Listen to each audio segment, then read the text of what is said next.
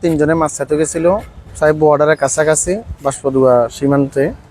তারপরে তারা গুলি করছে, গুলি করে করে সিটা গুলি কয়েকটা করছে।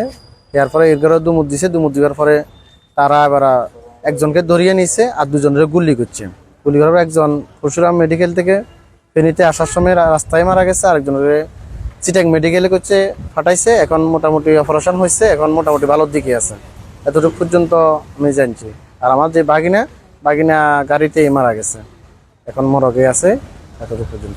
সীমান্ত এলাকার পাশাপাশি প্রায় 300-400 বছর ভিতরে পড়ে। তো আমরা যে কোনো কাজে যদি এদিকে যাই, গরু নিয়ে যাই, তারা ভয়ভীতি দেখায়, প্রায় সময় তারা ছিটাগুলি করে, এর মধ্যে তারা হুমকিও দেয়।